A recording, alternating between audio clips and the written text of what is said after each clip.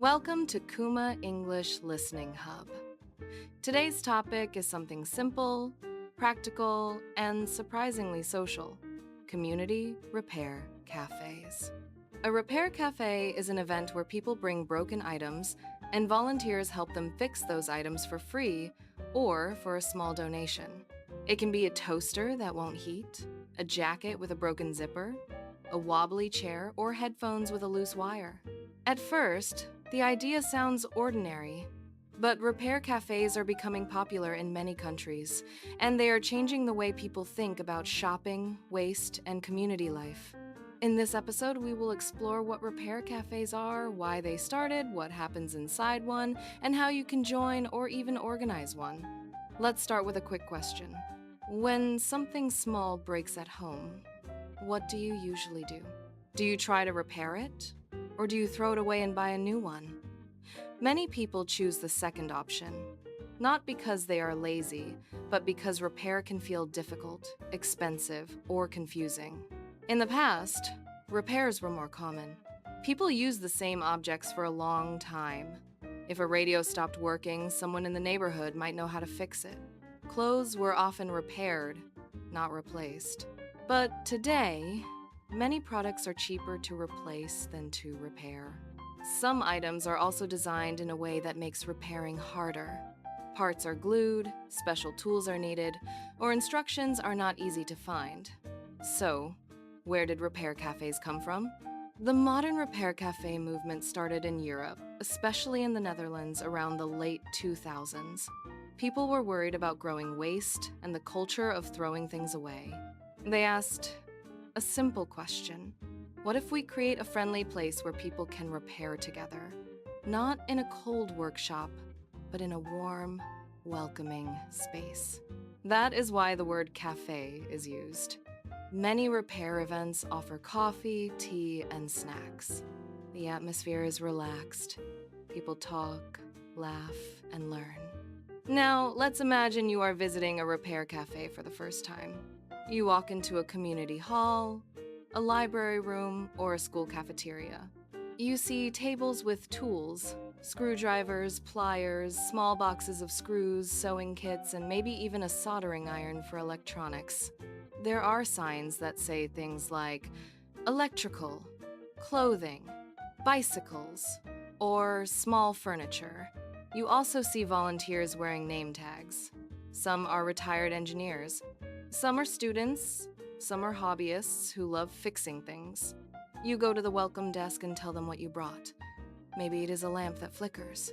They ask a few questions. When did it start? Did it fall on the floor? Did you change the bulb? Then they send you to the right table. Here is something important. In a repair cafe, the volunteer does not usually fix the item alone.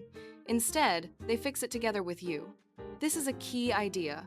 You are not only getting your item repaired, you are also learning. The volunteer may say, "Let's open it together," or "Can you hold this part while I check the wire?" You might learn how to tighten a screw correctly, how to sew a simple line, or how to clean a battery contact. Sometimes the repair is quick.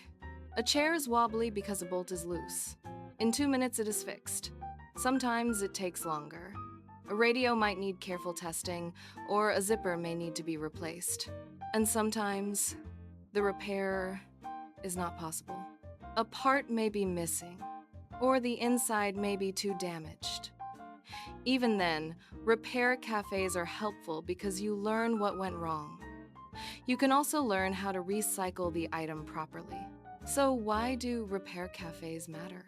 Let's look at 3 big reasons: reducing waste, saving money, and building community. First, reducing waste. Around the world, we throw away huge amounts of stuff every year. A lot of it is electronic waste, like old phones, broken chargers, and small kitchen machines. Some waste is difficult to recycle because it contains different materials mixed together. When we repair instead of replace, we keep items out of landfills for longer. That means less pollution and fewer new resources used to make new products. Second, saving money. Buying new things can be expensive. especially when prices rise. If you can repair a small appliance, you do not need to spend money on a new one. Also, repair cafes often teach you skills that help you in the future. If you learn to sew a button, you can do it at home next time. These small skills can save money over many years. Third, building community. This is a part many people do not expect. A repair cafe is not only about objects, it is also about people. You sit next to strangers and talk while you wait. You hear stories like, "This clock was my grandmother's," or "I use this bike to go to work." Volunteers share knowledge and visitors share appreciation. In a world where many people feel isolated, repair cafes create a real face-to-face connection. Let's talk about some common items that people bring. One very common category is clothing. A torn pocket, a broken zipper, a missing button, or a small hole in a sweater. People are often surprised to learn how easy some clothing repairs can be. A volunteer might show you how to thread a needle, tie a simple knot, and sew a straight line. Even if you are a beginner, you can learn. Another common category is small household items. For example, a blender that stopped turning, a fan that makes a strange noise, or a vacuum cleaner that lost power. Sometimes the problem is simple, like a clogged filter, a stuck piece of plastic, or a loose cable. Cleaning and basic maintenance can solve many problems. Bicycles are also popular. Many repair cafes have a bike corner outside. Volunteers help with flat tires, loose brakes, or gears that do not shift smoothly. A bike repair can feel scary at first, but it is very satisfying. When you ride home on a bike you repaired yourself, it feels great. Now, you may wonder, are repair cafes safe? This is an important question. Most repair cafes have clear rules. They usually ask visitors to understand that repairs are done by volunteers, and not every repair will succeed. For electrical items, volunteers often check carefully to reduce risk. Some repair cafes do not accept very dangerous items. They may also unplug devices before opening them. Safety always comes first. Another question is, do repair cafes compete with professional repair shops? In most cases, they do not. Repair cafes mainly help with small repairs and basic fixes. If an item needs a specialized part or expert work, volunteers often suggest a professional. In a way, repair cafes can even support local repair businesses because they remind people that repair is possible and valuable. Let's discuss one more interesting idea, the right to repair. In some places, people are asking governments to create laws that make repair easier. They want companies to sell spare parts, share repair information, and design products that can be opened and fixed. Repair cafes support this idea because they show how many people want to repair, not just replace. Even if you never join a protest or sign a petition, attending a repair cafe is a practical way to support a repair culture. So, how can you find a repair cafe? You can search online for Repair Cafe plus your city.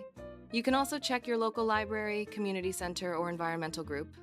Many events happen once a month. Some are small and some are big. If you cannot find one, you might find something similar, like a fix-it clinic or a community workshop. What if you want to volunteer? You do not need to be an expert. Repair cafes often need people who can welcome visitors, organize the line, serve tea, or help clean up. If you do have repair skills, even simple ones, you can share them. And if you want to learn, volunteering is a great way to practice. You can start by watching and asking questions. If you want to organize a repair cafe, you need a few basic things. A place to meet, like a schoolroom or a hall. A team of volunteers. A list of tools. And a clear plan for safety and rules. Many repair cafe groups share free guides online, so you do not need to start from zero. Before we finish, let's think about the bigger message. Repair cafes remind us that objects have stories. A broken item is not always trash. Often, it is a chance to learn something, save money, and meet people. It also helps the planet in a simple, real way. Here is a small challenge for you. This week, look around your home and find one item you usually would throw away. Ask yourself, can it be repaired? If yes, what do you need? a tool, a video tutorial, a friend's help, or a local repair cafe. Even trying is a step forward. Thank you for listening to Kuma English Listening Hub.